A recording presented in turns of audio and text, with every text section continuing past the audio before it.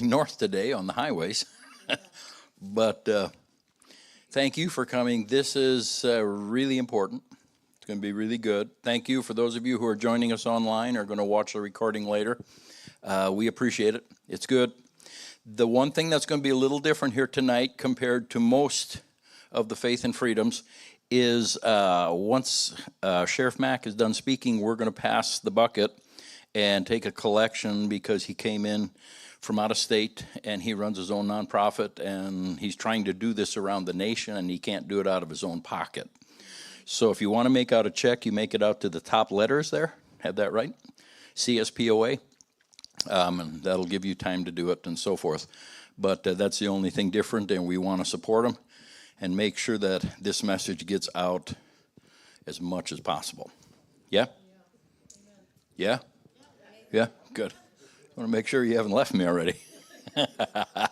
All right, let's open in prayer. Lord, thank you for this evening. Thank you for what is going to be revealed and shown here tonight. Open our hearts and minds to see and understand what's happening, where we're at, and what we can do to make a difference so that your kingdom can continue to move forward. In Jesus' name, amen.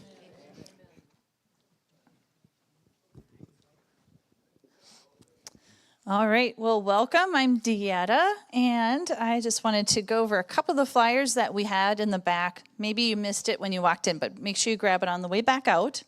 First of all, I came from Flashpoint. So if you're familiar with that, this morning we had Hank Kuhneman, Lance Wallnow, and Gene Bailey speaking. And also Rick Green, if you're familiar with Wall Builders.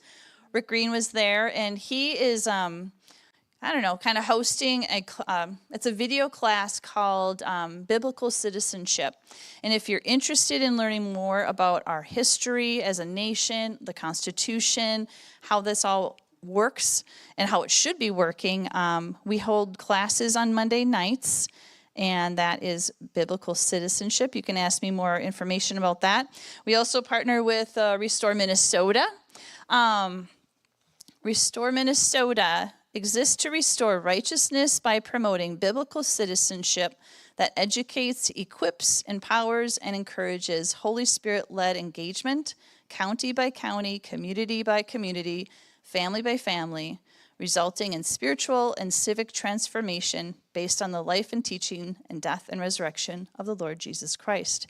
So through Restore Minnesota, we create local action groups that get well-versed in our Constitution, in our laws, in how government works, and through education, and then get active in our communities and make impact in our city councils and our counties and our state.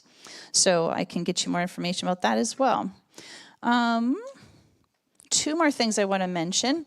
I have this flyer. So next month, our event will be American Experiment with Bill Walsh. And American Experiment is a really good news source, and they are going around the state and sharing some of the bills that were passed in the last legislative cycle and how that's going to now affect us in real time in our schools and in our laws and our sheriffs and what we need to know about that. So that's a lot of good information. And this flyer here is the Leadership Institute. We're going to be hosting a training on November 18th. It's a Saturday all-day training. They'll come in, they provide the training, then they provide breakfast and lunch for us as well. And it's leadership training, but it's going to teach us about local government, like your local party, like down to the local party, how you can run a campaign, how you can help campaigns, how you can affect elections, leadership, door knocking tactics, all that kind of stuff. So it'll be like a day training. It'll be really important. We're on the cusp of the most important election of our lifetime, really. And when we were at Flashpoint, the speakers there were saying too, like, there are national representatives that believe this is our last chance at an election. So we have got to get some balance back in our country and balance back in our state. This election is way too important to sit on our hands. So that's why you're all here. So we need to know what the Constitution says, and we need to help all of our elected officials know it as well. So I think that's it. This event tonight is being live streamed. So if you know somebody who's interested, you can text them and go up to our Word of Life website if you have our flyer. It's on there. Let's see, and it'll also be recorded. So make sure you grab one of my flyers so that you can get our website and you can share his recording with other people after the event. So our desire for all of you tonight is that you will not only leave here with information, but we want to help equip you for action. So remember, we are the government of the people, by the people, and for the people. And with rights come responsibilities, and with freedom comes duty. So come on up, Sheriff Mack. Thank you. No, Oh, you're on. I'm hooked. You got it. Yeah, I'm already hooked. So I don't know how much I'll be up there. I really like how it feels right here. So I'll put my water up there. First thing, advertisement. I am an author, and some of you missed this because we missed it. We thought we were out of that one. That's actually my first book, and I have to advertise that because that's my wife's hand holding my dad's old snub-nosed FBI special. So you ladies know how you have to have a hand in everything. My wife's the exact same way, you know. You're not doing a book without my hand, you know. So, we've been married 48 years, and people ask us, how do you stay married that long? And I said, and I'm very serious about this. I said, I'll tell you honestly, one of you has to be patient 100% of the time. You can both be patient together if you want. That's fine. But one of you has to be patient 100% of the time. And it's usually her. So this, from my cold dead fingers, Why America Needs Guns, was actually the brainchild of my lawsuit that I was the first sheriff in American history to do. And that is I sued the federal government to stop the overreach of government. And boy, if you remember the Clinton administration, it had a lot of overreach. And what you should just have a lawsuit in and of itself just to shut Hillary up. But no, I was actually going after Billy Bubba, and Janet Reno the most. And we're going to get into that. And I'm going to show you a great deal about that case tonight. And I'm going to tell you why. Because a lot of it backs the solution of taking back our country county by county. And that your sheriff has to be involved in that process with you. And if you're not involved with him, why should he do it? And you want him to do it by himself? No. If any of us think that we're going to restore liberty to America, and we're not, we the people, the first three words of the Constitution, we're not involved, it's not going to happen. Okay? Not going to happen. We all must be involved in this process. Okay? So we do now have that book out on the table. We just barely got it because Ron went outside and found it. And then the book that really kind of started this movement in so many different ways, The County Sheriff, America's Last Hope. And this really details what you and your sheriff need to know about what he's supposed to be doing. And it talks a lot about his power. And most sheriffs don't know it. So that's why I do this full time all across the country. And we do seminars just for sheriffs sometimes. And we've had several recently.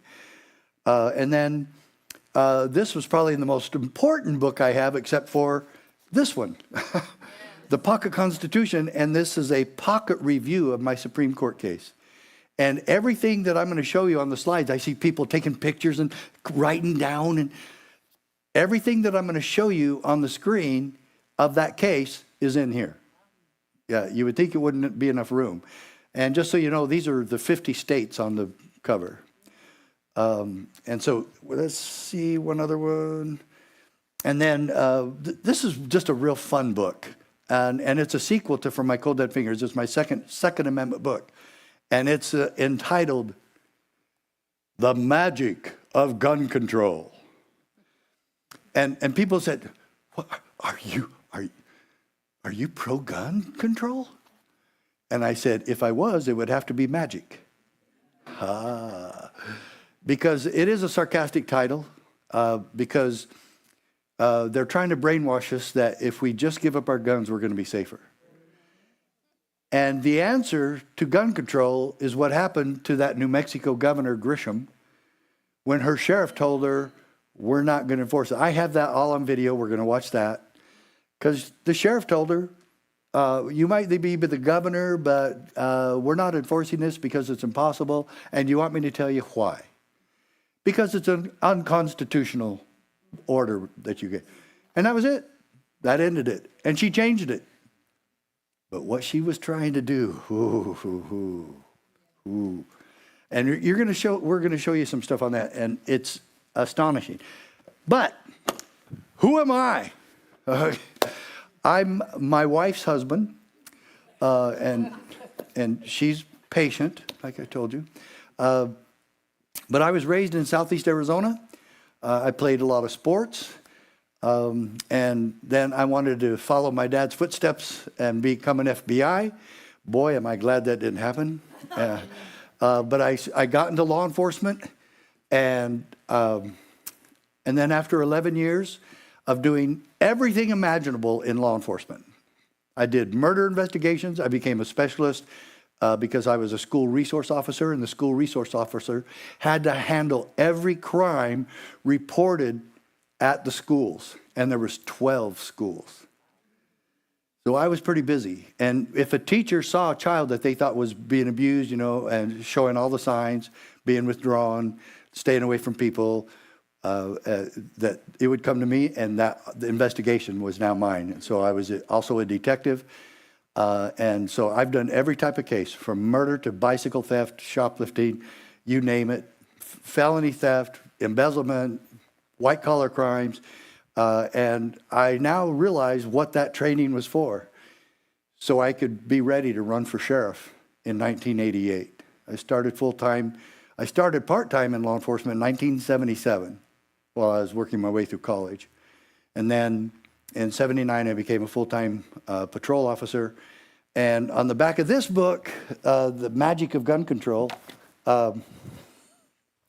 and I think I'm going to want to hold on to this for a minute. You can't really tell that very well, but that's me with the afro and the beard.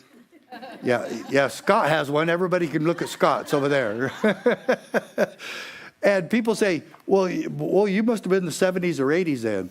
I said, well, it was 1983 because I was an undercover narcotics officer. Oh. There was only one person that hated that worse than I did. My wife. She, and this was before cell phones. 1983, you could get a cell phone, but it was as big as a suitcase, a briefcase. It was, yeah. And so a lot of times, even my liaison officer didn't know where I was. Well, not a lot of times, but several times. And my wife didn't hear from me, and she would call my liaison officer. Oh, I don't know. I haven't heard from him. We'll let you know as soon as we do. And all she knew is I was out there with drug addicts and ex-cons. And so it was a real hard time for her. And we couldn't be seen in public. And we had 3 little kids at the time.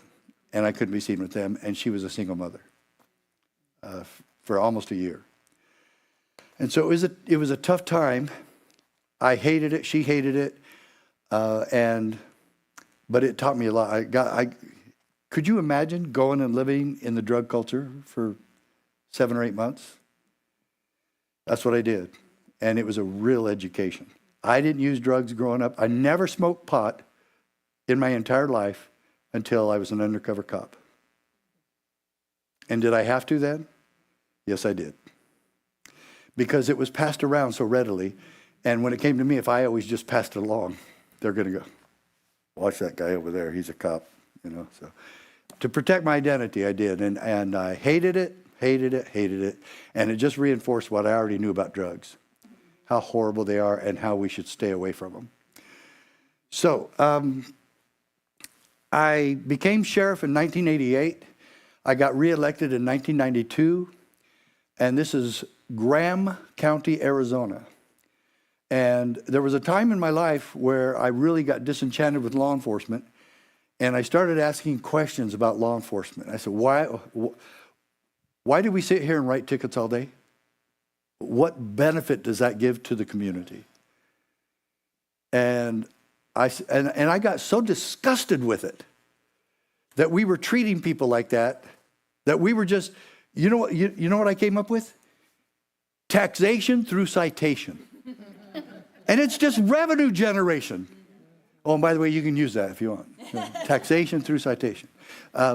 And so I said, why do we do this to people all day long and then pretend that we just did something for our society? Were we doing something to make this a better place to live? No. And believe me, I'm not totally against tickets. I'm just 95% against them. They're really very abusive, and it's just for money. And then I wanted to know why we do this and why do we have government? I wanted to know. I was asking these questions to myself and even discussed them with my wife. And then finally I went to a training seminar that was called the Constitution for Law Enforcement Officers.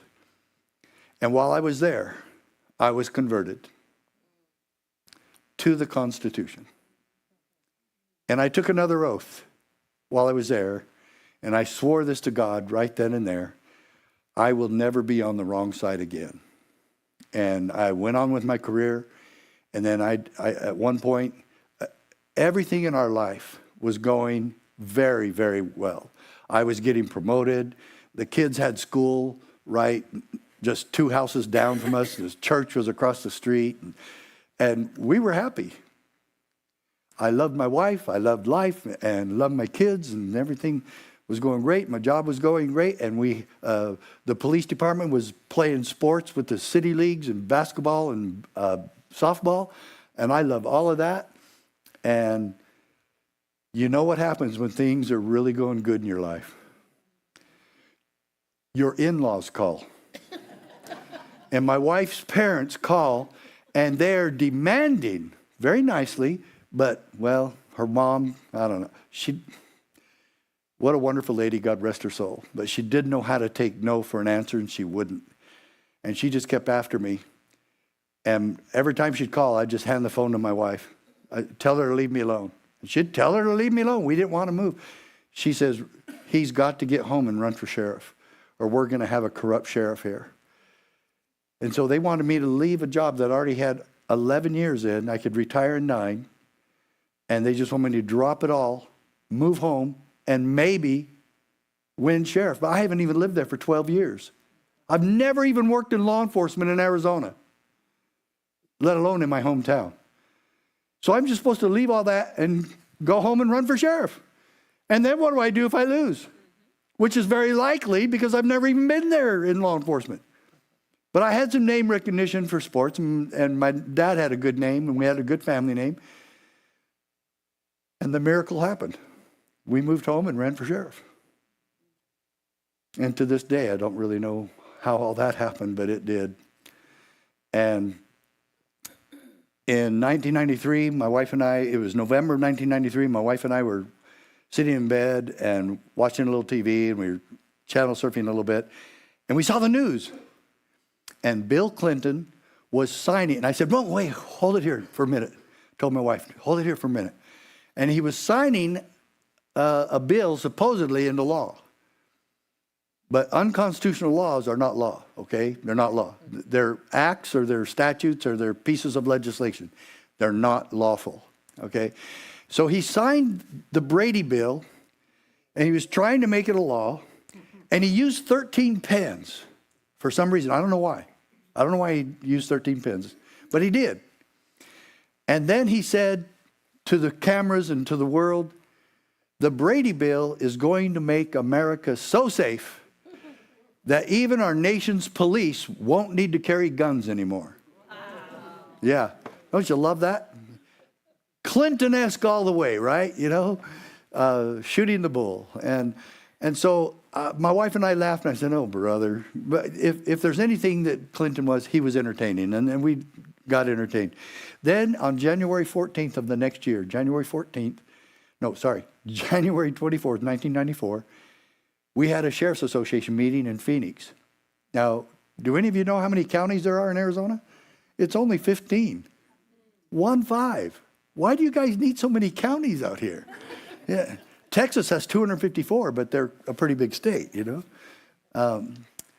So 3 agents of the BATF, do you know what that is? Bureau of Alcohol, Tobacco, and Firearms. They're like the FBI, but they're assigned to monitor the right to keep and bear arms. And boy, when I mean monitor, they go after people for the least little thing, and they'll take your guns away, and they'll arrest you, and they'll throw you in jail. Anyway, it's their job to make sure that if you're not supposed to have a gun, they won't let you have a gun, and they'll throw you in jail for it.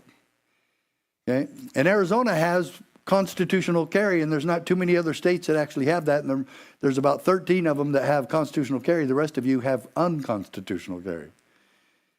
And that's one good thing about Arizona right now. But I'm sure the Democrats will try to change it because we got Democrats in charge now. So the BATF handed us all a 25-page document. And get this. This is the first time in American history where a piece of legislation in Washington, D.C. required the sheriffs of the nation to enforce it. I'm not kidding. Now, there's 3 states that don't have sheriffs. So I think they went to the state police there. I'm not sure who they went to, but Alaska and Hawaii never developed the office of sheriff when they came into the Union. Anybody know what year? 1959, they came into the Union. And then Connecticut, about 25 years ago, voted the office out. So all they have is the police state or state police, whoever, it's the same. No sheriffs in Connecticut. There were 8 counties there. They voted them all out. And, of course, they gave them higher paying jobs so they would want to leave. And they did, and they wanted to. No problem. So there's 47 states that still have elected sheriffs, and they work for you. And you pay their salary, and you appoint them through the election process every 4 years.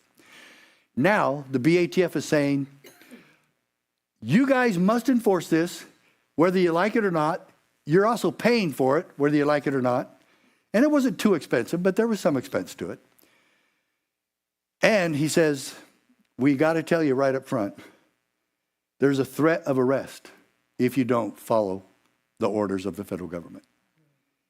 And I'm going to show you that, because that, to me, that sounds like somebody's making that up. But I'm going to show it to you. I've documented everything that I'm going to talk to you about. And you're going to see the truth. And I'm going to show you the evidence. And I wish there was about 20 sheriffs in here that would see the same thing at the same time. But we're going to still work on that. We're not done. But they got scared off a little bit. And what scares me is how easily they were scared. And so we've had 1 sheriff so far in 5 meetings. Is there a sheriff here tonight? No. We've had 1 sheriff out of 5 meetings and 1 former sheriff. And the former sheriff says, this is ridiculous. This was great training. They should have all been here. And you're going to see how great this training is. It's phenomenal. Is some of it new? It's pretty new because of the Supreme Court case. But let me tell you right now, the solution is not if we move forward. The solution is behind us. It's in our history. It's in our Constitution, and it's in our Declaration of Independence. That's where the solution is. Jefferson knew what he was doing when he wrote the Declaration of Independence, and the Founding Fathers knew what they were doing when they signed the Constitution and developed this most amazing, miraculous document. But the miracle started happening with me when I met my wife, and she became my wife, partner. She just absolutely was part of it because her parents trained me in the Constitution. I was ready. I was ready to go. And then when I went to that seminar, when they were encouraging me also, I said, well, man, her parents are going to love me going to this. And that's what prepared me to say finally to her mom, we're going to try this for some crazy reason. We're going to try to run for sheriff. And so I told the BATF, I was the youngest sheriff in the state at the time. I just got reelected, and I said, now, I don't want to be rude, but you guys know we don't work for you. And they go, but you would think that. That's what their answer was. You would certainly think that. But Congress passed a law, and it says you do. You have to do this. It's the law. And I said, I don't care if they pass 500 laws. I don't work for you. That doesn't make me working for you all of a sudden. I don't work for you. You can't hire me. You can't fire me. So how is it that I work for you? And so they just kind of blew me off. The other sheriffs kind of blew me off, but they're all cussing. These sheriffs are like cussing like crazy.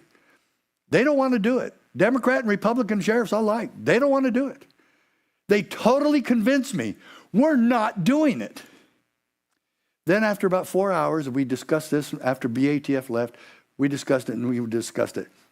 Every one of them acquiesced. They all changed their mind.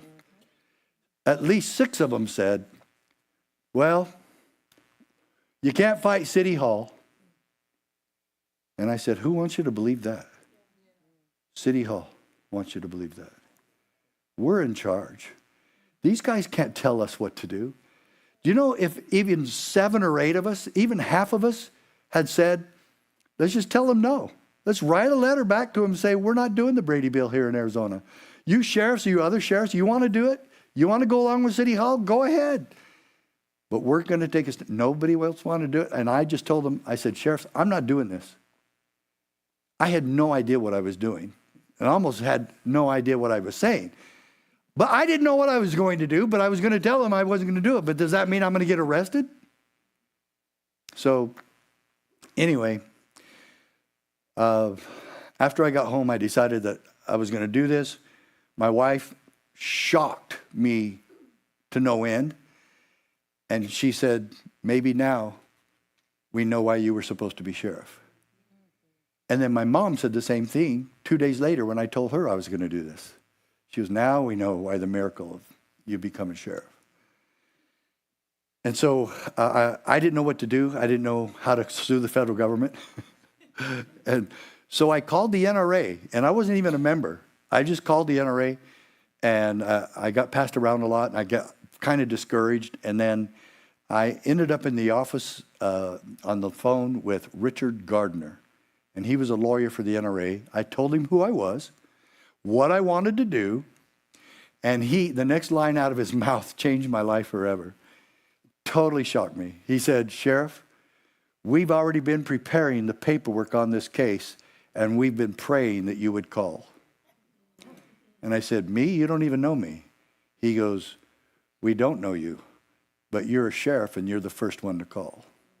And I said, hallelujah. And then I said, just so you know, though, I want my own lawyer on this. And they go, that's fine. We'll work with your lawyer. And I said, can you recommend one out here in Arizona that knows the Constitution and the Second Amendment? He goes, yeah, Dave Hardy. He used to work for us. I called Hardy, I retained him, and on February 28, 1994, the very day the Brady Bill took effect, my lawyers in Tucson, Arizona filed Mack v. U.S. And then Prince from Montana joined, and he filed Prince v. U.S., and 5 other sheriffs joined us, and it was a godsend that they did, because all of us won at the district court except the sheriff in Texas. How do you lose a Second Amendment states' rights case in Texas? Must have been that judge that moved in from California or something, or Chicago. And so it went all the way to the United States Supreme Court, and we won. We won. And that's the only time in U.S. history where sheriffs sued the federal government and won. Would you think that the sheriffs of Minnesota would want to know what that was about? We saved the office of sheriff in a lot of different ways. In fact, totally. Because if we had lost, that would have meant that indeed we answer to the federal government. They're our boss. Instead of the republic. The people, in a republic, the people choose their representatives. That's what makes us a republic. And even more stronger, we're a constitutional republic. It has a rule book that our republic must fit within and obey. And everybody swears in God's name that we will uphold and defend that Constitution. The founders required that. Why? To perpetuate God-given liberty. It was his gift. We were endowed by our Creator with certain unalienable rights. You haven't heard it pronounced that way, have you? Unalienable rights. You cannot, L-I-E-N, you cannot lien those rights. They're untouchable. And these were the 27 or 28 principles of freedom in the Bill of Rights that are a list of the untouchables. And your sheriff is in charge of protecting every one of those in your county for each of you. Wow. And if he does that, guess what happens? We take back liberty in America tomorrow. And that's what gets me, is because this solution is peaceful and effective, and all that has to happen is the sheriff keep his word. But it's pretty hard to do that in ignorance. You have to know your power, and you have to know what your duties are and responsibilities, and you have to know the Constitution. If you're going to take an oath to the Constitution, you have to know what it is. How are you going to know what rights to protect if you don't even know what they are? So here we are, and we're doing this training. We're trying to do this nationwide, and we are going to keep doing it. And do you know that in this book we find in Article 4, Section 4, that the federal government's supposed to protect our borders from invasion. And they're also supposed to guarantee to each state a Republican form of government. It's all here. Okay? So, let's get going. And I'm going to find my little,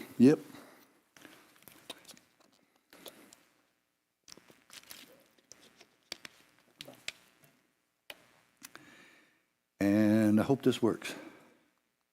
Ha, it does. This first movie clip I'm going to show you, actually I think we stole it off of YouTube, but it's of a cop in New York, in the Albany airport. And I want you to know something. At the CSPOA, this is all we're after. It's a very simple. All these national groups are going after me like crazy, calling me all these names, and that I'm a racist and a bigot and an extremist. And I always tell them, when they tell me that in person, that extremism and defense of liberty is no vice. But they still go after me.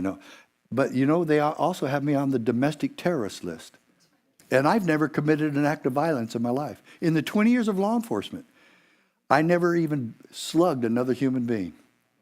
I never, ever shot anybody, never wanted to. But I would have if I'd have had to. If he was killing one of you or one of your kids, I would have. But it wasn't by accident. That wasn't part of my DNA. I didn't want to. But this video is an example of what the CSPOA is after. This is our ultimate goal. This is what we want to achieve, that every peace officer, every deputy conduct himself in this manner. And the YouTube video going viral, posted on the internet by two activists who brought a camera into the Albany International Airport while they passed out flyers. Now, it led to a heated dispute over First Amendment rights. Beth Wortman has our top story. Beth? Hi, Benita. Well, as you'll see in the video clip, an airport spokesman tries to stop these activists from their mission, but a sheriff's deputy steps in to settle the confrontation and the right to free speech. Oh, good. So, hey everyone, this is Ashley Jessica. I am here at Albany International Airport. The young woman is standing outside the security checkpoint at the airport, telling the camera that she's there to hand out flyers to travelers, reminding them of their right to opt out of getting the body scan, which she claims carries health risks. Okay, hold on. First of all, turn this off right away. Airport spokesman Doug Myers tells the crew to stop videotaping and to go downstairs, which they agree to do, and they are confronted confronted again. Do you have $1 million insurance policy here? You're violating the airport authority guidelines. You haven't paid. That doesn't matter to us at all, okay? So you can check that out. Doesn't matter? No, you're in our airport. But as the tension builds, Sheriff's Deputy Stan Lennox steps in, separating the two parties, then lays down the law. Obviously, this is your constitutional right, okay? As far as we're concerned, you're not breaking any laws. Okay. Who does he think he is? What, is he a judge? Is he an attorney? Do you know that they'll actually say in courts of law that a sheriff, that a deputy, that a peace officer is not allowed to interpret anything, and he's not allowed to say anything like that. We teach just the opposite. If you take an oath to something, you have to keep it. And you know what he was doing? His job. Why didn't he just get in there and slam him down to the hard floor like he's supposed to do? Because he's not supposed to. He protected their rights. He said, we want to get this across to you. This is your constitutional right. What a great deputy. What a great peace officer. This is what we train in. And we took that Deputy Stan Lennox 12 years ago and named him Deputy Sheriff of the Decade. We did, true. And we flew him in from Albany to St. Charles, Missouri, right outside St. Louis. And he got it. And we're so proud of him. And we trained other deputies and other sheriffs to do the same exact thing. But you have to know the Constitution to be able to do this, and boy, we love Deputy Lennox. Okay. Wait. Now, how would that play right now? What am I missing? No. Is there an actual play button on there? Wait. Or just right arrow? Yeah, see, it goes to him. Okay, now let's see if it does. No? Oh. This is the play button, but it's supposed to just play as soon as it goes right arrow. Did you do that, or did I? You did.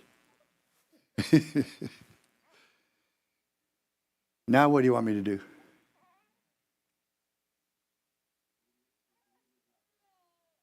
I didn't hear you. The media's not there? It says it's not there. So should I go right to the sheriff? Okay, wait. Now wait. So what? Most of you know this. This is Governor Grisham from New Mexico. She actually says at a press conference about her rules to her order that no citizen, no law-abiding citizen in Bernalillo County, greater Albuquerque area could have a gun.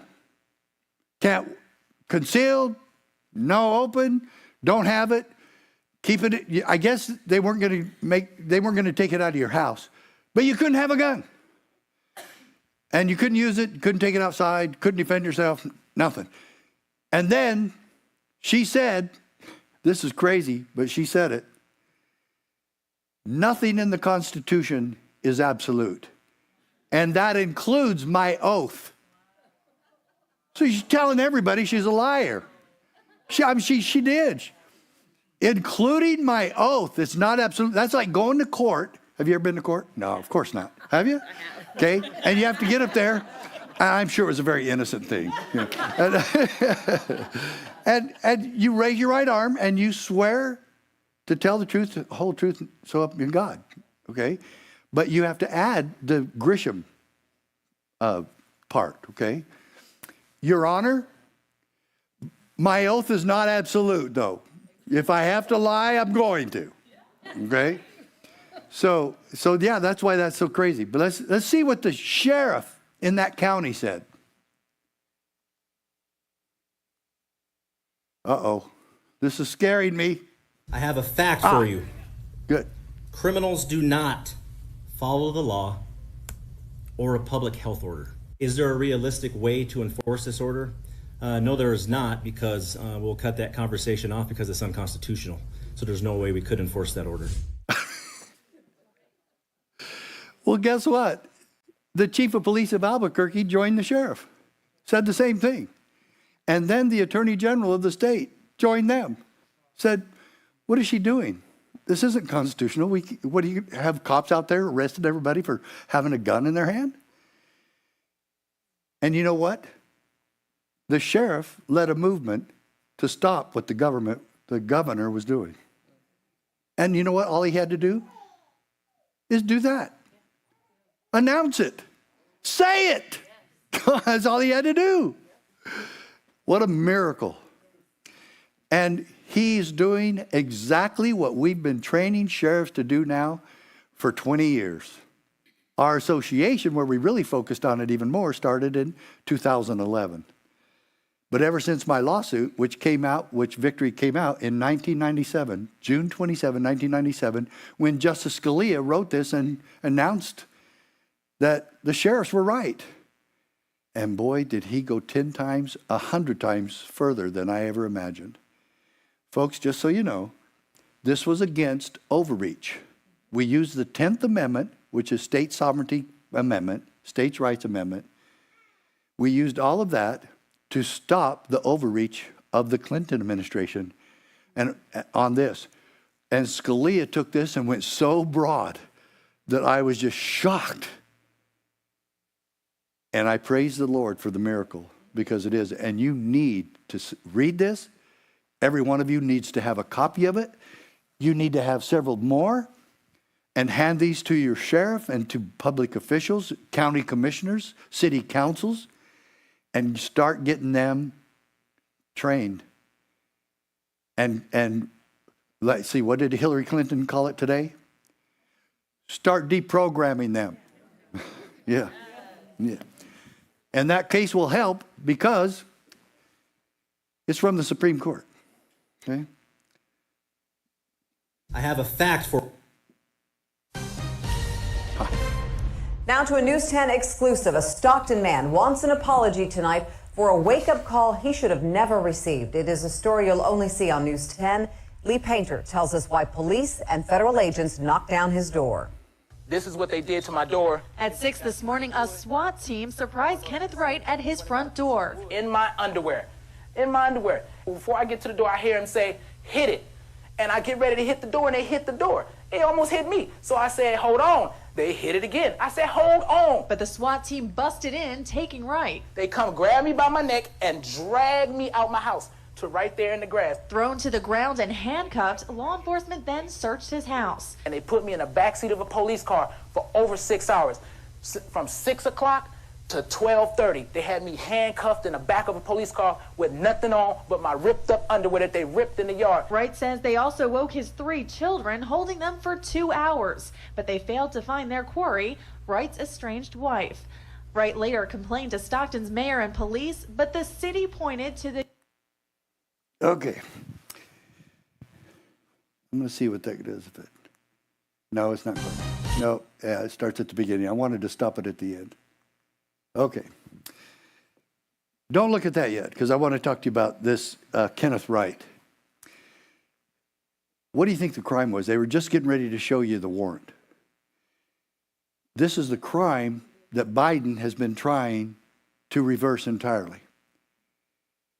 This is what the Obama administration was doing to people who weren't paying their student loans. I kid you not. This was because his estranged wife had not paid her student loan. She didn't even live there anymore, and they haul this guy out to the grass, handcuffed in his underwear. And totally Obama. Then Biden comes along and wants to give it back to him. I wonder what these people are going to say. There was 1,500 in California and 1,500 in Texas where they were serving these same warrants. And the Department of Education SWAT team. And that was a no-knock warrant. They used a battering ram. They're about that round, and you hit the door, you hit the doorknob. And the first one, according to him, didn't work, and he told them to hold on, but they hit it again. Department of Education. Boy, wouldn't you like a collection agency like that of your own? Somebody owed you money. Okay, SWAT team, go get that neighbor down there. Her dog bit me last week, and I won, and she's not paying me. Okay, let's go here. Oh, wait.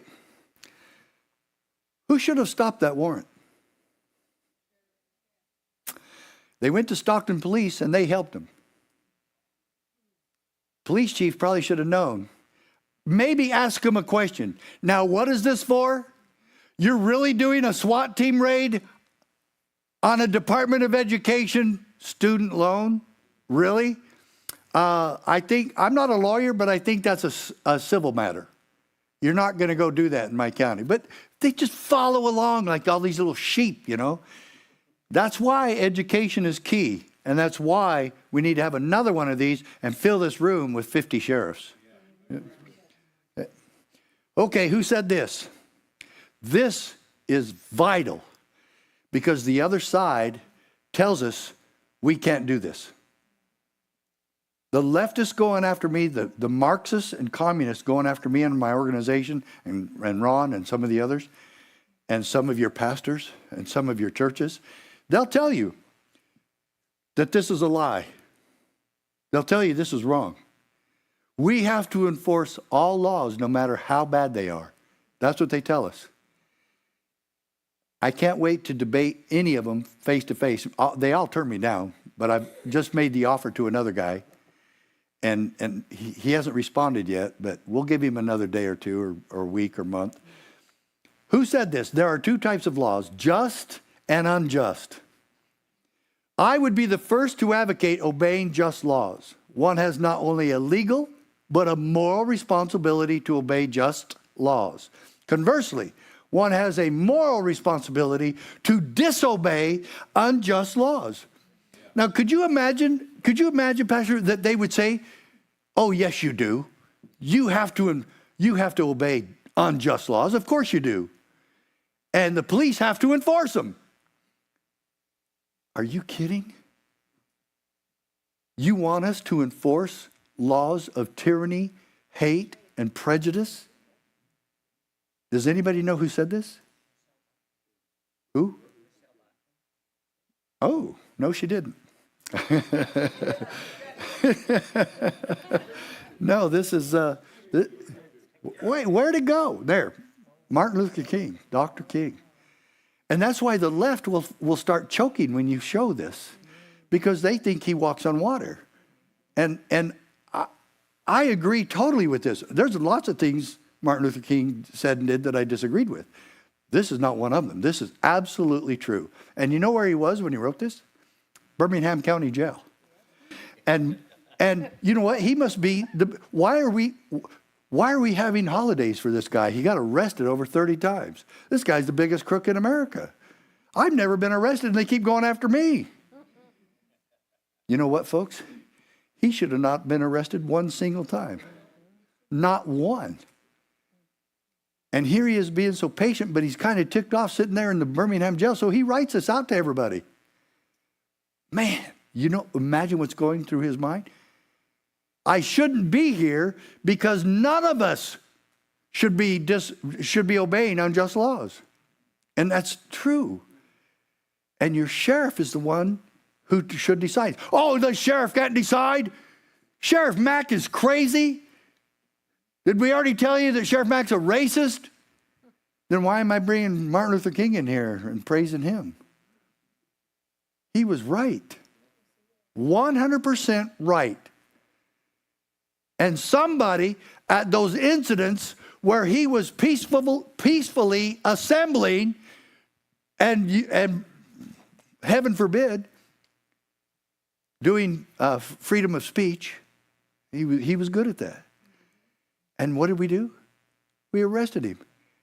And not one deputy or sheriff said, we're not doing that anymore. Release that man. Dr. King, we apologize. Go ahead and finish your talk.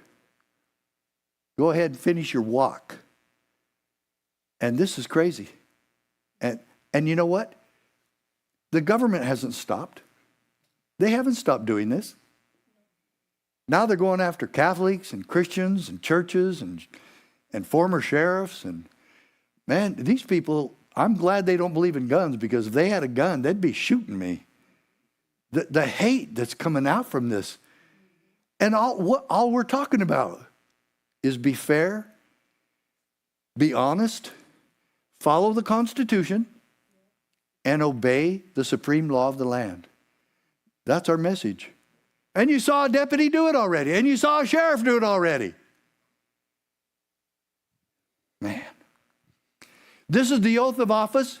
Every sheriff, every deputy, every public official. And I will tell you this, I admit it. This one's from like 15 years ago. They've started to change them a little bit. But I have never seen a single oath from any state that doesn't put the Constitution first in this oath. And then it usually will say, and the Constitution of the United States and of the state that I work in. Protect and defend. That's what they're supposed to do. If a judge tells a sheriff that he has to do something completely contrary to his oath of office, what does that sheriff do? He disobeys the judge. And if he can, and we recommend this, go talk to the judge, have a talk with him. I did that before. Most of them will listen. They're usually reasonable people. And you need to remind him. Do you know that a lot of sheriffs believe they work for the judicial branch and the legislative branch? They have to do whatever the judge tells them, and they have to do whatever the legislature tells them, and they have to enforce all laws. When I was a high school teacher, I used to tell my students, you put that in the bull-loney file, okay? And then I would start, nope, that's a bull, and they would finish. Loney, and the whole crowd would say bull. I said bull, and they said loney. That kind of sounds a religious thing, doesn't it? So, the Constitution is first. The Constitution is the supreme law of the land, and I cannot compromise that. Or I'm compromising the rights of the people that I work for. So, what is the purpose of all government? And where do we find it? And you could just shout this out. Some of you look like you need to shout it out. So we need to get up and shout it out a little bit, don't we? Yeah. So no, shout it out. Wait. Who said that? Whoa. Man, that JBS is already paying off, isn't it? No. I'm telling you, that's really close. And can you give it to me word for word? 9 words? No, it was perfect. But we don't even find it in the Constitution. We find it in the Declaration of Independence. Right after, that crazy part that says we believe in life, liberty, and the pursuit of happiness. And pursuit of happiness means my property is my property, and there's nothing you can do to touch it or take it away unless I agree to it with the contract. That contract is big power and big constitutional. So, what is the purpose of all government? To secure these rights. To secure these rights, governments are instituted among men. That is religious. It's totally religious, okay? If you have any government official that is not doing this, then you don't need them and you don't want them. This is what their purpose is. So the sheriff does not work for the judicial branch. Do you know what branch he's in? Of course. He's the executor of the law. He's the executive branch. And if one other branch is not staying within the Constitution, what do the other 2 branches do? Go along with them, right? You have to go along. No, you don't. In fact, the responsibility is you got to get that branch back where they belong. Put them back in the proper lane of traffic. Okay?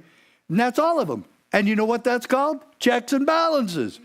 And that's why there's not just one branch of government. There's 3, because that's their job. And all 3 have the same responsibility. That to secure these rights. How are we doing on that life one?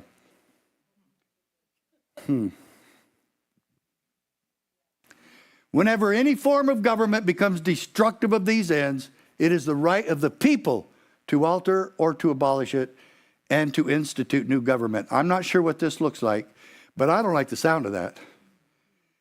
And if we'll just follow and do our jobs and keep our oaths, we don't have to worry about that part. Because my dear friends, what I'm talking about today at the CSPOA is a peaceful and effective solution. And we must put ourselves in the way, and we must work harder, and we must get with our sheriffs, and if they won't repent and come on board, then we must find another one. Who will?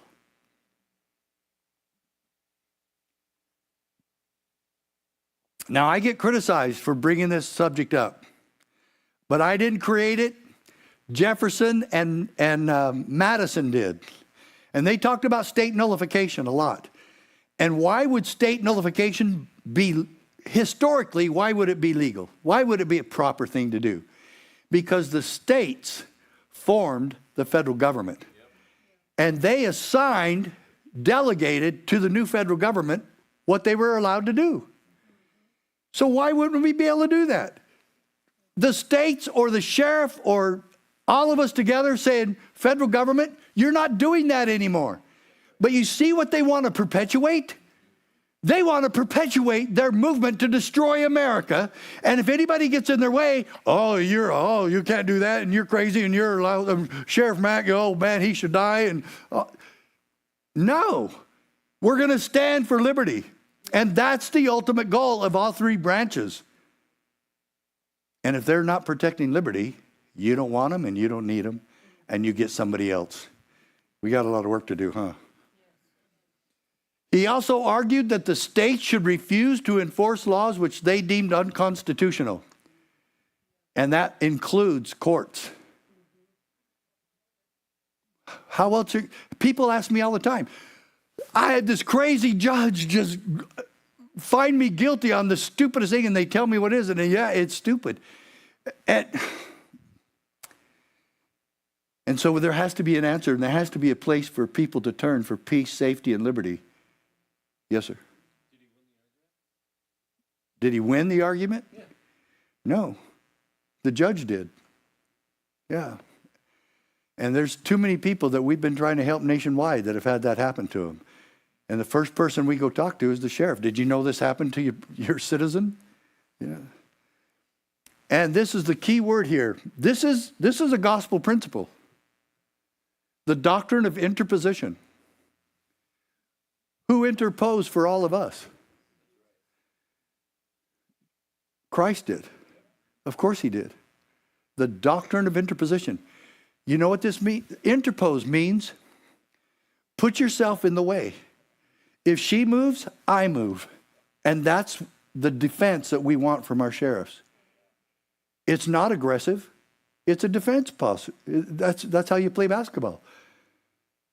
The guy with the basketball is there, I'm here, and I keep him from the basket. The innocent citizen is over here. The IRS is over here. Why am I picking on the IRS? Because they're evil, that's why. And I stand in the way, and I don't let him get to the citizen. The IRS agent, I don't want to arrest you.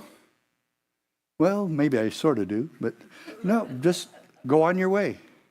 You're not going to violate the rights of this citizen in my county as long as I'm sheriff. Now, who does that hurt? The tyrant, the IRS, the bully, okay? Yeah. Doing your job. Okay, these are the two sheriffs, just to document that, these are the two sheriffs that did this Brady Bill lawsuit.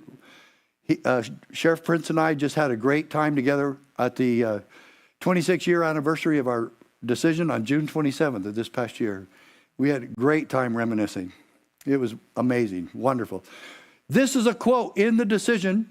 It comes from the New York case of 1992. Scalia pulls this from that decision and says, we have held, however, that state legislatures are not subject to federal direction. Does that sound like we're at their beck and call?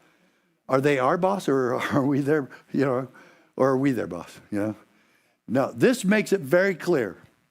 The federal government is not our boss. Okay? If we're not subject to their direction, they're not our boss.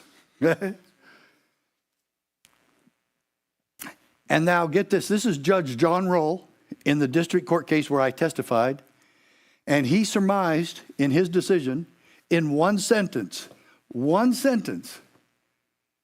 why I sued the federal government. Folks, I sued Bill Clinton. I sued the Clinton administration. The Justice Department under Janet Reno was in charge of defending this case. I was scared. Do it anyway. Yeah. I sued the Clintons and lived to tell about it. Yeah. Were you already thinking that? You were thinking that, weren't you? Great minds think alike. Mac is thus forced to choose between keeping his oath or obeying the act. Can you imagine a judge talking about the oath of office? I don't think you'll see that in another decision, ever. Subjecting himself to possible sanctions. What is he talking about, possible sanctions? Remember I told you? That threat of arrest. They threatened to arrest us, and he's addressing it right there. Are you kidding? You're going to arrest a sheriff? And then, does anybody know what a Clio is? Not you, Ron. I know you know. What's a Clio? What? How did you know? You're former law enforcement. Okay, good. That's right. Chief law enforcement officer. Well, guess who they're saying that to? They're saying that to the sheriffs who sued. The Clio. It's in the Brady bill itself, and it's in Justice Scalia's decision of the United States Supreme Court that it's the sheriff. Now we got that settled, don't we? The federal government, now they say, oh, there's no, FBI always says, oh, no, the sheriffs aren't Cleos. We got more power than they do. We got nationwide. They're wrong. Read it. It's documented, okay? Under separate provision of the GCA, that's the Gun Control Act, any person who knowingly violates a section of the Gun Control Act amended by the Brady Act shall be fined under this title, imprisoned for no more than 1 year or both. That's what I was facing. So my wife several times said, I'm afraid the FBI is going to come and raid the house at 2 o'clock in the morning and the dog's going to get killed because he's going to go after him and the kids are going to be screaming and crying. And I said, they're not going to do that. They wouldn't do that. She goes, you're the one that told me about Ruby Ridge and Waco. You know, oh yeah. So my attorney at the same time, my wife was asking me that. He says, maybe she called him. Maybe she did. I don't know. You know how she is. And he says, do you want to have some more fun? And I said, oh, can I afford it?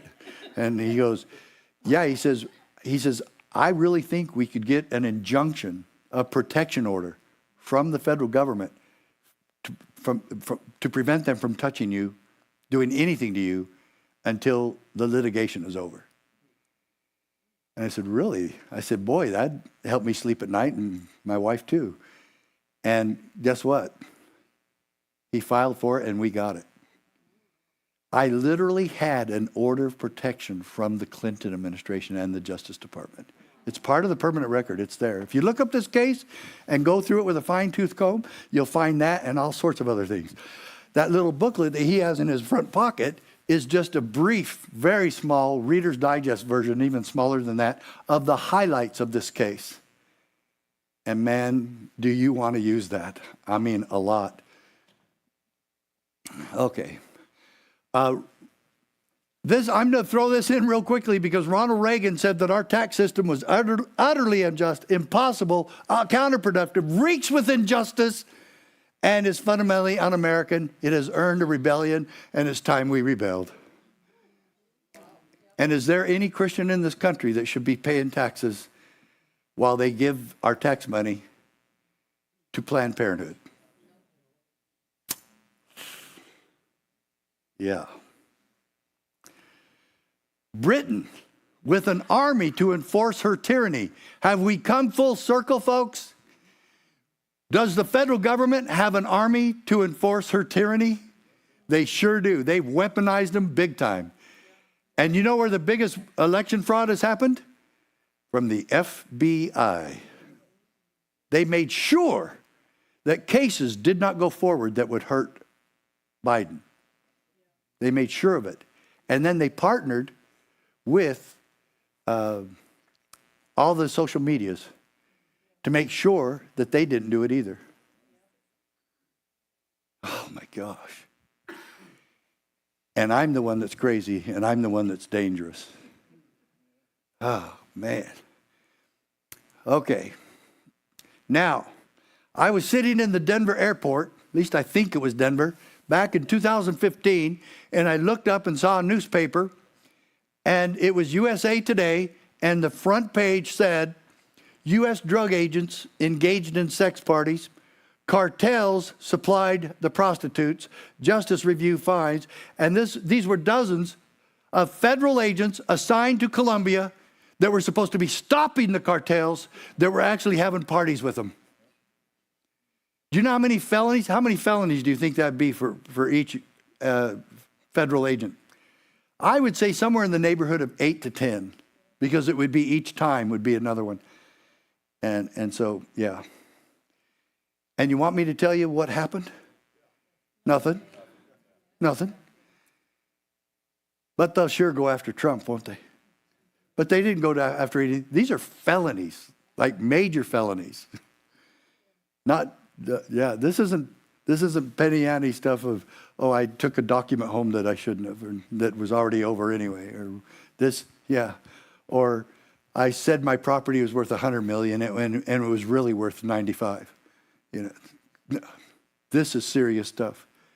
And the federal government announced to everyone, we don't care. We're not doing anything. And nothing happened. They did a dog and pony show, and Trey Gowdy was on the committee pointing his finger and yelling at the director of the DEA. And he asked her, why can't you do anything? We can't. There's no law there for it. Yeah, like the criminal code wouldn't apply to this. Yeah, sure. And he let it go at that. You mean you can't do anything? Mr. Gowdy, you can call for a criminal investigation yourself. You're the chairman of the committee. Call for an investigation. Did he? No. He wanted to point his finger, you know. Get people really, yeah. Okay. Now, we're getting into the case, okay? We're getting into the case, and this is, every one of these that I'm going to be showing you is in your little booklet. It is incontestable that the Constitution established a system of dual sovereignty, although the states, and that's wrong. Scalia made a tiny mistake here. Actually, it's kind of a big one. The states didn't surrender anything. They delegated. It even says that in the 10th Amendment. It says the word is delegated. Although the states delegated some of their powers to the new federal government, they retained a residuary and inviolable sovereignty. If we were inviolably sovereign, do you think we'd be able to run our own education? No, the federal government has to do that. And it's all unconstitutional because there is no provision for it, for them to do it. Or about 20 other bureaucracies that they have in Washington. If we would just follow the Constitution, we wouldn't be in such debt. Our deficit spending would not be there. 33 trillion in debt. Yeah. But Scalia corrects this on his own right now. Residual state sovereignty. Now this is kind of an ABC plus A plus B plus C equals ABC. Look, residual state sovereignty was also implicit, of course, in the Constitution's conferral upon Congress of not all governmental powers. Okay, question. What kind of powers do they have? He answers it. B is, A is the first part, they didn't get all powers. B is discrete and enumerated ones only. In other words, you can number them, list them. You can go through the Constitution and list every one of them. There's not even 40. Okay? And then, how do you keep it that way? How do you keep them? How do we? Americans, keep them discreet and enumerated, which implication was rendered express. That means absolute. Don't tell that to Governor Grisham. It's absolute. Rendered express by the enforcement of the 10th Amendment, my friends. And then Scalia quotes the 10th Amendment. The powers not delegated to the new central government are retained by the states or the people. We own it. It's our stewardship. And they're trying to steal our stewardship because they don't want you choosing who your reps are anymore. They will do it for you. What a crime against the society of America. Okay, let's go. The great innovation of this design that we just saw, was that our citizens would have two political capacities, one state and one federal. Now get this in red. Each protected from incursion by the other. Does this sound like the federal government has complete power and they can do whatever they want? But if the states let them, then they're going to, aren't they? And the states have got to get busy. And you know, have you seen one time where it said counties or cities? Not yet, have you? It just says states. But in the order, he clarifies it. The states or their political subdivisions, which includes, isn't it a political subdivision if it's a school board? That's a political subdivision. What do school boards say all the time? Oh, we have all these federal mandates. No, you don't. You got elected by us. Tell the federal government to get out of our county and you run what you're supposed to run, or we'll get another person in there. This is huge, folks. This red, each protected from incursion by the other, which means down here the Constitution thus contemplates a state's government will remain accountable to its own citizens, not the federal government. Folks, this is such good stuff here, man. I can't believe this stuff. Scalia went this far. And we're not done. There's more that's even bigger. Okay? How much time do I have? 20 minutes. That's what I like to hear. All right. Okay. But we do want to get some, these kids got to get to bed sometime tonight. I mean, he's not even going to sleep. Somebody ought to give you a lapel pin. Way to go. Thank you. All right. I already did. Okay. As Madison expressed it, and you know what's happening now? Scalia is quoting the Federalist Papers. This is a Federalist paper. As Madison expressed it, the local or municipal authorities form distinct and independent portions of the supremacy. This is Ron's favorite article in the Constitution. It talks about the supremacy clause. It does not grant carte blanche to the federal government. When is the federal government supreme? When they follow the Constitution. If they don't follow the Constitution, they have no supremacy. They must obey the Constitution and what they're doing. Or the states have to say, stop. This form distinct and independent portions of the supremacy, no more subject within their respective spheres to the general authority than the general authority is subject to them within its own sphere. And when I said the BATF and Congress and federal government couldn't tell us what to do, that's exactly what I was talking about. They're not supreme in everything, and they certainly can't come in and commandeer the office of sheriff for federal bidding and then threaten to arrest us if we don't comply. Oh gosh. Now, we've got to read this one. It looks long, but I'm telling you, folks, you have got to look at these in your book and really become versant in this. You've really got to know this stuff. This separation of the two spheres. What two spheres are we talking about? Federal and state. Exactly. Thank you. Is one of the Constitution's structural protections of liberty. When you came to this meeting tonight, did you want to know about structural protections of liberty? That's what this whole thing is about. And Scalia is not creating anything new. He's just reinforcing and taking us through a history lesson here. This is American history. This is our Constitution. This is our Declaration of Independence. This is our states' rights. structural protection of liberty, just as the separation and independence of the coordinate branches of the federal government serve to prevent the accumulation of excessive power in any one branch, a healthy balance of power between the states and the federal government will reduce the risk of tyranny and abuse from either front. Wow, how do we stop abuse and oppression and corruption? The states must get busy. The counties must get busy. Madison said, we can safely rely on the disposition of state legislatures to erect the barriers against the encroachments of the national authority.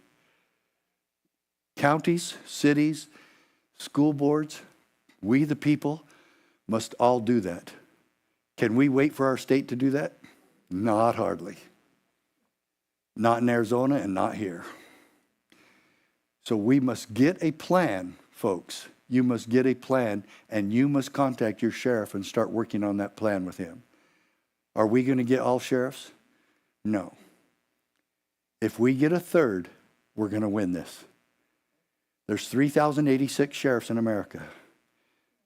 If we get a third, 1,000, we win. We could probably win it with 700 or 800. That'd be a fourth. We can do this. You must work with your sheriff. If you have to slap him around a little bit, I mean, philosophically, you might have to. You're really going to have to wake some of these guys up. Some of them will refuse. There's still some good sheriffs here, even though they've been kind of scared away. But yeah, you can be his backbone and his courage, and you can probably make it look like if you don't do what you're told, if you don't keep your oath, and you're working and you're not working to save us from all of this, then why are you here? You know, but you can do it. And you are to be what, Pastor? Wise as serpents and harmless as doves. Okay? And when this happens, this miracle happens. And this is in that little pocket right there. She's holding it. It's in that. This quote is in there. All of this stuff is in there. If you get your states and your counties and your sheriffs working together, hence a double security arises to the rights of the people. The different governments will control each other at the same time that each will be controlled by itself. Any question as to whether or not the federal government will control itself? Not going to happen, huh? Well, we're here. We're on the white horses and we're ready to go. Sheriff, citizens, Americans, it's time to get on the horse and get going. Come up with that plan with your sheriff. And it might include first, we'll get Sheriff Mack here, and we're going to do this again, and we're not going to pussyfoot around. We're going to get this done. We cannot be saved in ignorance. What did Jefferson say about that? He who expects to be ignorant and free expects what never was and never will be. The power of the federal government would be augmented immeasurably if it were able to impress into its service and at no cost to itself the police officers of the 50 states. That's what the Brady Bill was all about. The federal government, we held, may not compel the states to enact or administer a federal regulatory program. What does that do to the COVID-19 mandates? Shut your church down, or we will arrest you. You know what New Mexico sheriff did? Some of those New Mexico sheriffs are butt kickers. I'm not kidding you.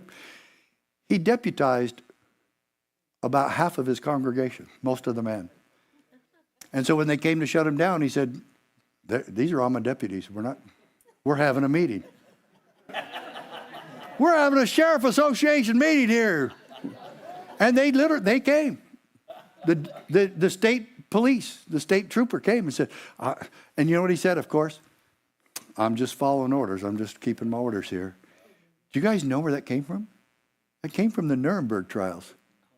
I was just following orders. You know, that's the excuse that they gave to not be hung.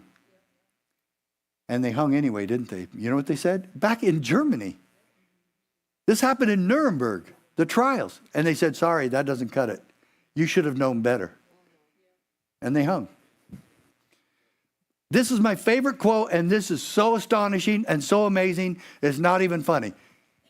But the Constitution protects us from our own best intentions. It divides power among sovereigns. Wait, stop, go back. Just if the first sentence was the only thing said here. But the Constitution protects us from our own best intentions. Are you kidding me? What does that do to COVID? What does that do to any of their stuff that they try to pull on us? Oh, we're taking care of you, so we have to suspend your Constitution. We have to suspend you and get out of the way so we can have our country back. It divides power among sovereigns and among branches of government precisely so that we may resist the temptation, the evil. It says the temptation. What do you think a temptation is? Where does it come from? To concentrate power in one location as an expedient solution to the crisis of the day. The crisis of the day. Did you hear that? The crisis of the day. That's amazing. You're looking at a miracle. That's a modern day miracle. Who would have ever thought that they would have come up with this? Sounds like they're talking. If you wanted to sue the government for COVID-19 mandates and restrictions, that's what you would have wanted to say. It couldn't have been any more powerful. Man, I love this. This is the answer. This is our solution. Does your sheriff have a responsibility to know about this case and then enforce it? He actually does. Because this isn't a new law. This is reinforcing the laws that are already there. Scalia is not trying to make anything up. He's taking us through a history lesson. Live it, obey it. Yeah. Now, we're getting close to the end. We really are, I promise.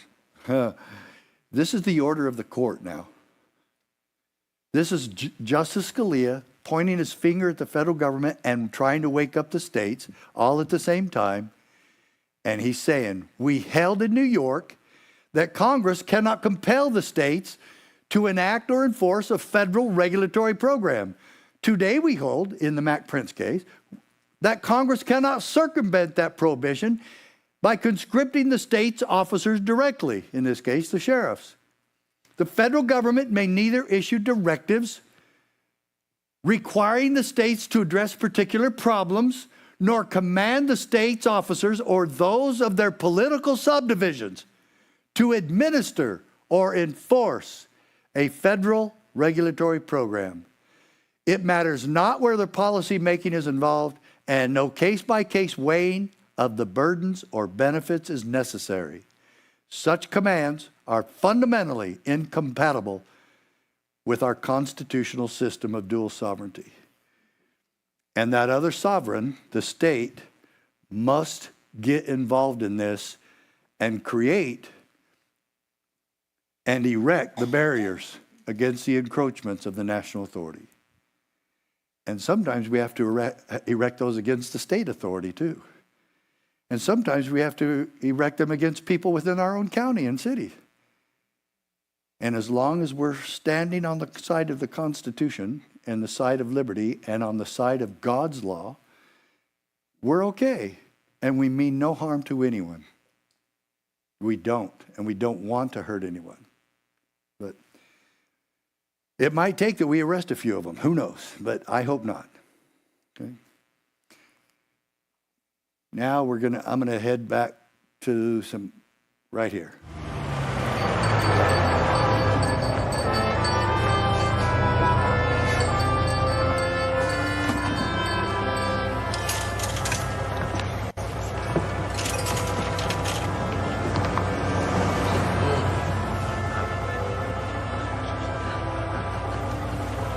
Let me have those front seats.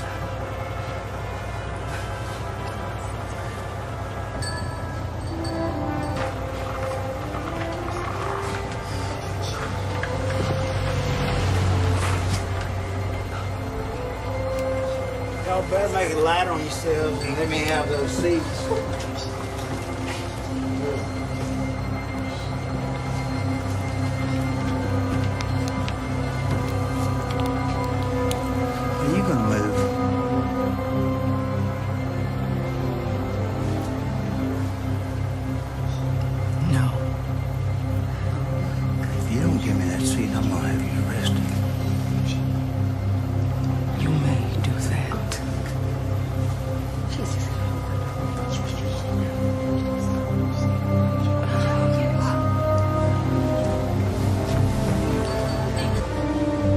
sir, I warned her.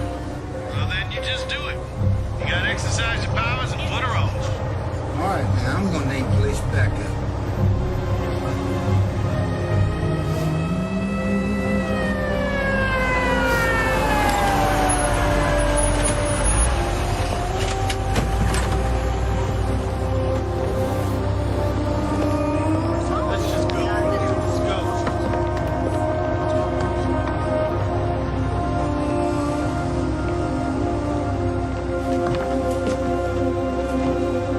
She's sitting in the comment section.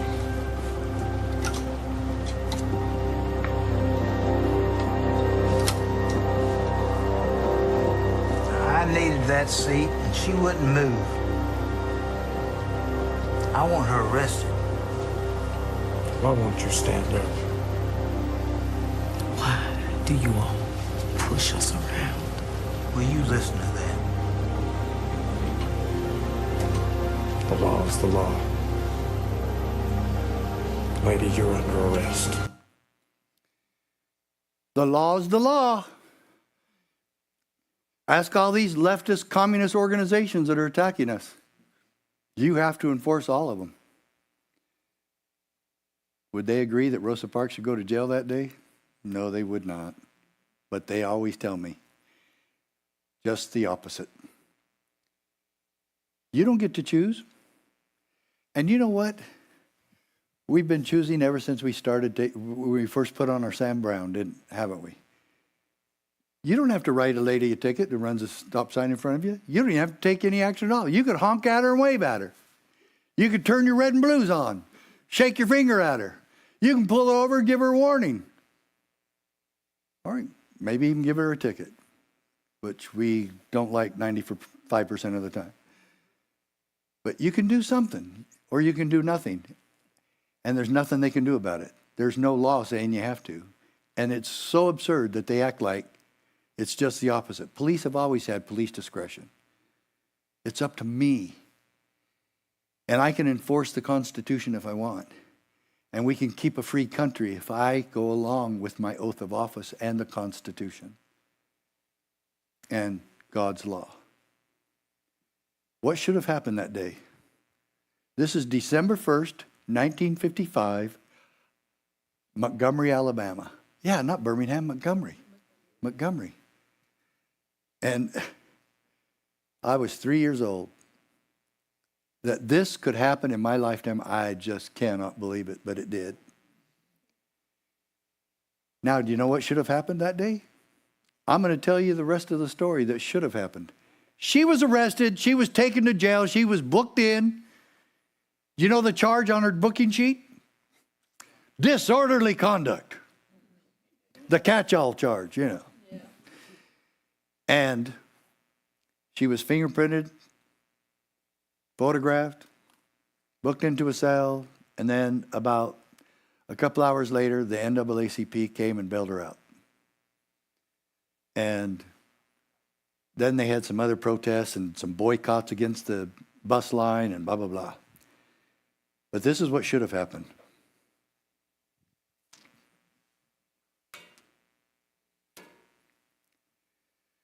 The sheriff should have been in dispatch when this call came in.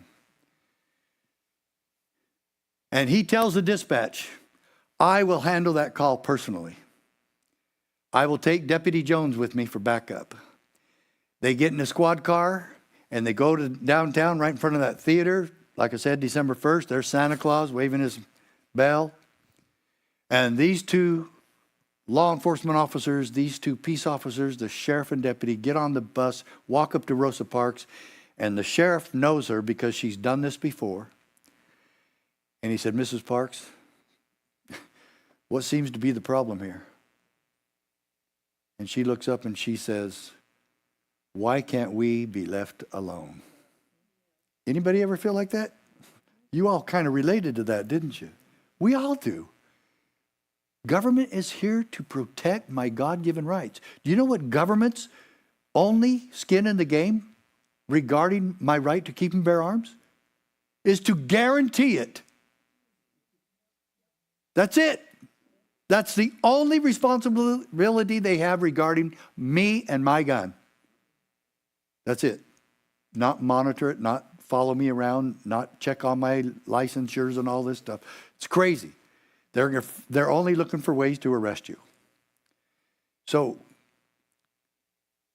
that hits the sheriff when Rosa responds to that. And he sits down next to her, and he reaches over and he shakes her hand. And he said, Mrs. Parks, what you did here tonight took a lot of courage. And now it's our turn. It would be an honor for my deputy and me to escort you home safely.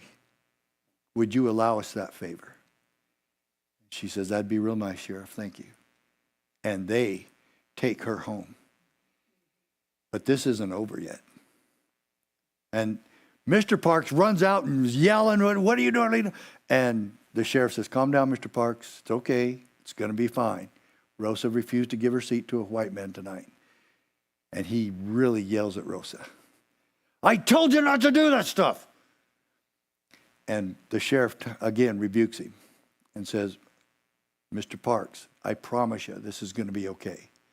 We're going to give you extra patrol all night long and throughout the coming days to make sure nobody in hooded nights or anybody is going to mess with you and your family.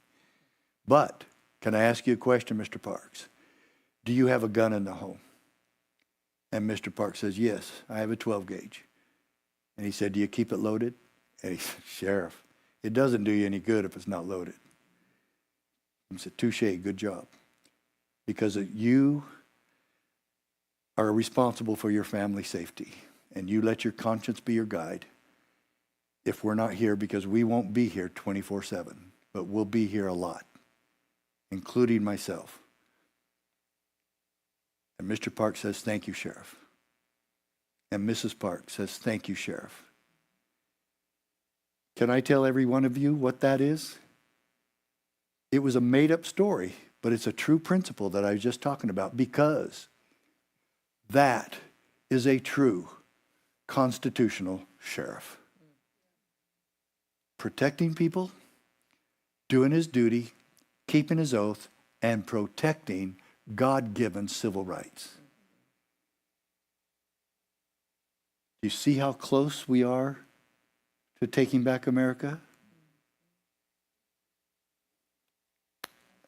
I have a dream, and that's it. Now, we're going to take a little bit of a break. Dieta, is that right? Did I say that right? Yep. He's going to hand out the rules right now? Yep. Okay, I'm going to go to my table then. Okay.